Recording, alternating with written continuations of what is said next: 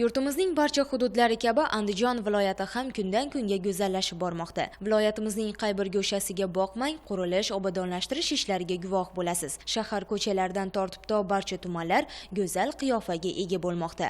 Ana shunday qurilish, obodonlashtirish ishlari viloyatimizning barcha hududlarida jadallik bilan davom etmoqda. Viloyat hokimi Shuhratbek Abdurahmonov Andijon shahri Yorboshi mahalla fuqarolar yig'iniga qarashli Nayman ko'chasida bo'lib, hududdagi kamchiliklar va ta'mirlanishi kerak bo'lgan obyektlarni ko'zdan kechirdi. Viloyat rahbari avvalo mazkur ko'chada noqonuniy qurilgan savdo do'konlari va shoxobchalar o'rniga arxitektura talablariga javob bera oladigan savdo va maishiy xizmat ko'rsatish maskanlarini qurish hamda aholiga qulayliklar yaratish kerakligini ta'kidlab o'tdi. Shuningdek, nosoz qurilgan gaz o'tkazgichlarni ham qaytadan ta'mirlash ishlarini olib borish kerakligini, mazkur hudud o'zgacha ko'rinishga ega bo'lishi lozimligini aytib o'tdi. Viloyat hokimi o'z so'zini davom ettirar ekan, mazkur ko'chaning piyodalar yurish yo'lakchalari hamda avtotransport vositalari to'xtash joylariga ham e'tibor qaratib, aholi va yo'lovchilarga qulayliklar yaratish zarur ekanligiga alohida to'xtaldi. Shuningdek, hududdagi avtomagistral yo'lni ta'mirlash va asfalt yotqizish kerakligi hamda ushbu hududda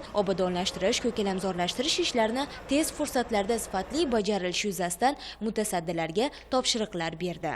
Kunning ikkinchi yarmida esa viloyat rahbari Andijon shahridagi Mashrab ko'chasida jadallik bilan davom etayotgan qurilish, ta'mirlash va obodonlashtirish ishlari bilan tanishib chiqdi. Aytish joizki, mazkur hududda bir oy davomida ko'p qavatli turar joylarning tom va old fasadlarini ta'mirlash, gulzorga aylantirish va ushbu ko'chani ham shahrimizning boshqa maskanlari kabi chiroyli ko'rinishga keltirish maqsadida qilinayotgan harakatlar o'z natijasini bermoqda. Kishi dilini xira qiladigan mana bu turar joylar tez fursatlardan so'ng go'zal ko'rinishga ega bo'ladi.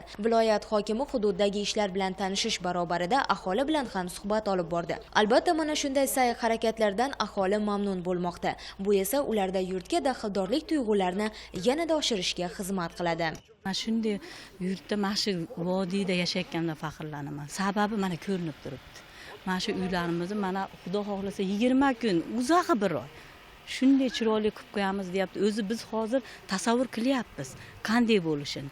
Albatta, bunga biz fuqarolar ham hissamizni qo'shamiz. Qanday qilib? Hech bo'lmasa tushib uyat beti tozalab, gul ekib, rayhon ekib, mana hozir Andijonimiz rayhon bilan to'la. Rayhonlar ekib, obodonlashtirishga yordam bersak, o'zimiz farzandlarimiz ham kelajakda bizga qarab mana shunaqa tarbiya oladi. Chindan ham viloyatimizning qay bir go'shasiga bormang, dilingiz bahra oladi. Qay bir hududiga boqmang, ko'zingiz quvonadi. Mana shunday bunyodkorlik ishlarining pirovard maqsadi esa aholining turmush tarzini yanada yaxshilash va ularga qulayliklar yaratishdan iboratdir. Bunda esa yurtdoshlarimizning qalbida go'zal diyorda yashayotganliklariga shukrona keltirish tuyg'ularini yanada jo'sh urishi tabiiy.